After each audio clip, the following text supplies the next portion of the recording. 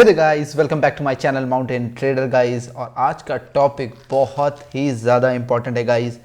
Make sure करिए अगर आपके पास टाइम है तो ही इस वीडियो को आपको अभी देखना है, अदरवाइज़ इस वीडियो का जो इम्पैक्ट है वो नहीं रहेगा गाइस, ठीक है। और जब टाइम मिले तभी आपको ये वीडियो देखना है गाइस। आज हम बात करने जा रहे हैं ट्रेडिंग साइकोलॉजी के बारे में गाइस, ठीक है। ट्रेडिंग साइकोलॉजी जो कि एक बहुत ही इम्पॉर्टेंट रोल प्ले करता है हमारी ट्रेडिंग में गाइस, ठीक है। बिना इसके तो कोई ट्रेडिंग आज तक कर ही नहीं सकता है, इम्पॉसिबल गाइस, इम्पॉसिबल। सो जो भी ट्रेडर्स हैं, जो भी प्रोफेशनल ट्रेडर्स हैं, वो अपनी इस चीज़ को मास्टर करते हैं गाइस, अपनी ट्रेडिंग साइकोलॉजी को वो लोग मास्टर करते हैं गाइस, ठीक है। तब वो आप देख रहे हैं उनके इतने अच्छे अच्छे और इतने बड़े बड़े प्रॉफिट होते हुए, ठीक है। हम भी करेंगे, कोई इशू नहीं है। बात करेंगे कैसे कंट्रोल की जाती है, ये देखेंगे कि किसका कितना इम्पैक्ट पड़ता है। अगर मैं आपसे ये कहूँ कि सिर्फ 30% आपका ट्रेडिंग्स की जो भी आपकी स्ट्रैटेजीज हैं वो हैं, ठीक है, और 70% आपकी ट्रेडिंग साइकोलॉजी है गाइस। सो अब आप समझ लो कि क्या ज़्यादा ज़रूरी है, ट्रेडिंग साइकोलॉजी ज़्यादा ज़रूरी है कि आपके इंडिकेटर्स और ये बाकी जो भी आप अपने रूल्स वगैरह बनाते हैं और उसके अकॉर्डिंग ट्रेड करते हैं। So obviously guys trading psychology का तो इसको अगर मास्टर कर लिया आपने तो your life is sorted guys, ठीक है।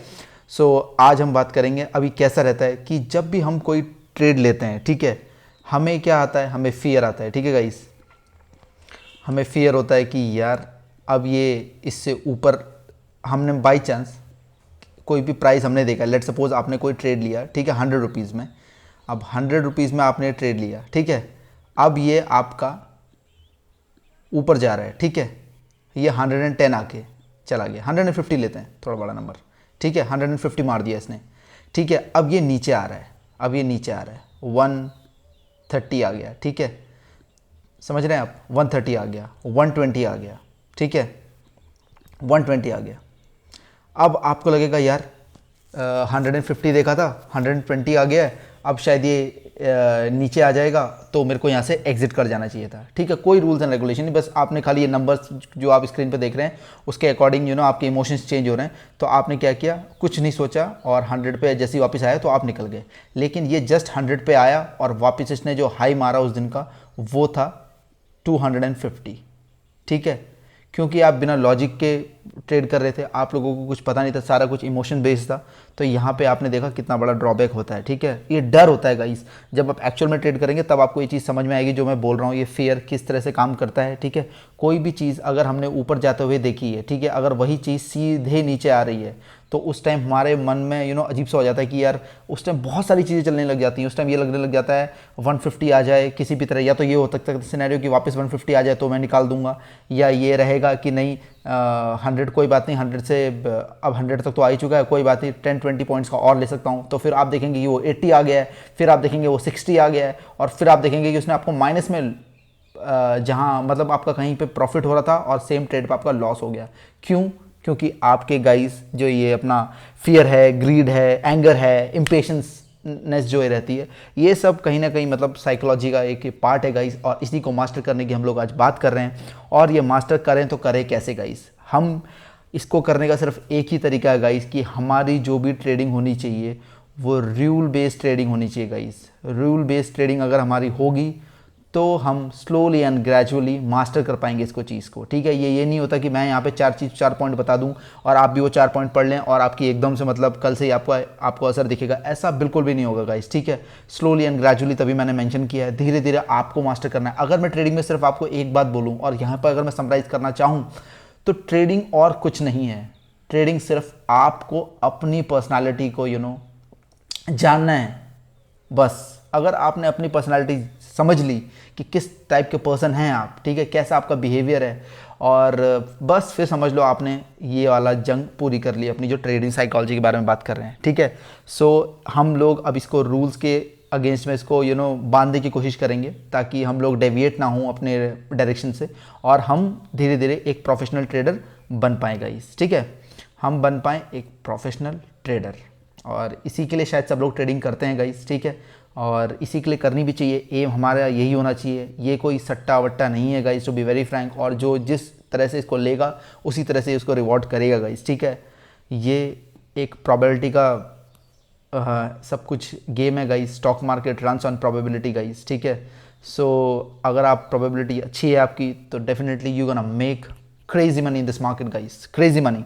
सो अब बात करते हैं गाइस कि हम थोड़ा से इसके रूल्स बेस्ड की बात करते हैं, ठीक है। सो हम बात करेंगे इमोशंस पे कंट्रोल करना पड़ेगा गाइस आपको, ठीक है, और हमें कुछ रूल्स बनाने पड़ेंगे ताकि हम इमोशंस को मतलब कैसे कंट्रोल करें, ठीक है। समझ में आ रहा है? तो रूल्स की बात करेंगे गाइस यहाँ पे हम।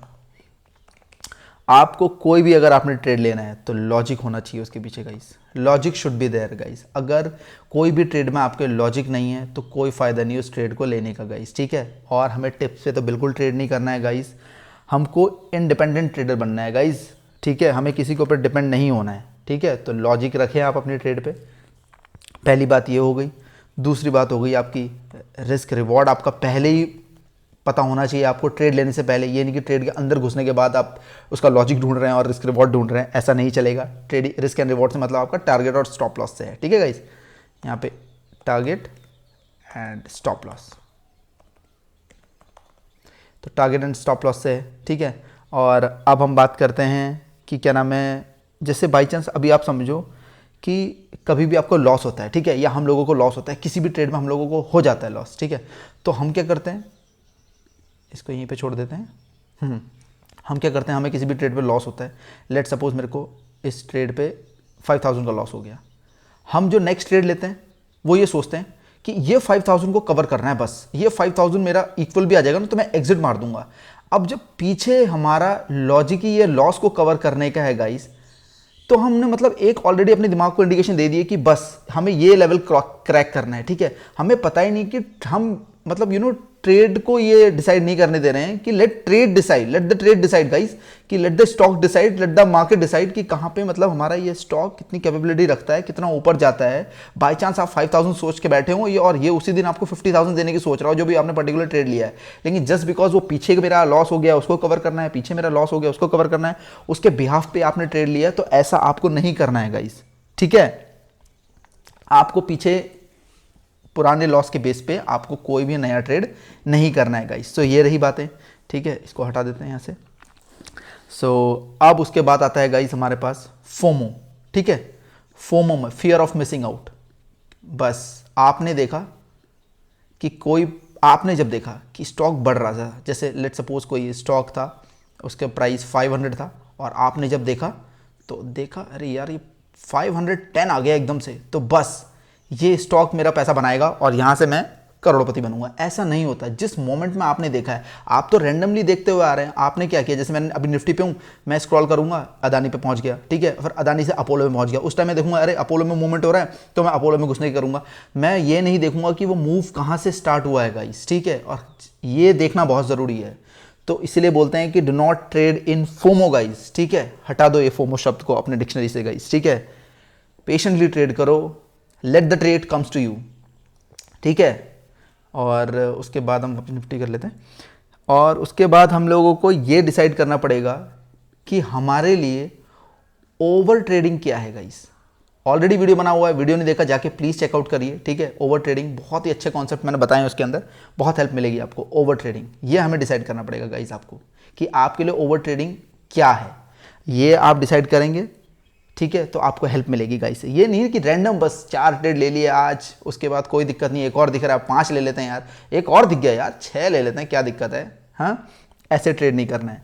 और कभी भी आपको कभी भी मतलब ये आप सब मेरे जो पॉइंट्स हैं वो एक तरफ और ये एक तरफ, रिवेंज ट्रेडिंग आपको कभी भी नहीं करनी है गाइस, ठीक है।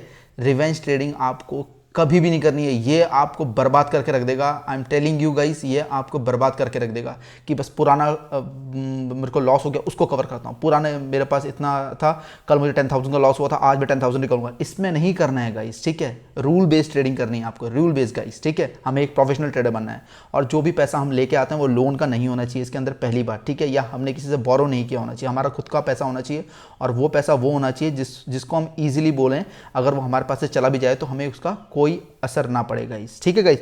तो ये सारे पॉइंट हैं गाइस। आई होप आपको ये वीडियो पसंद आया होगा। वीडियो पसंद आया वीडियो को लाइक करिए, चैनल को सब्सक्राइब करिए गाइस, और यूँ ही मैं कंटेंट लाता रहूँगा आप लोगों के लिए। और enjoy the day guys. So with this said guys, this is your mountain trader signing off. Bye bye.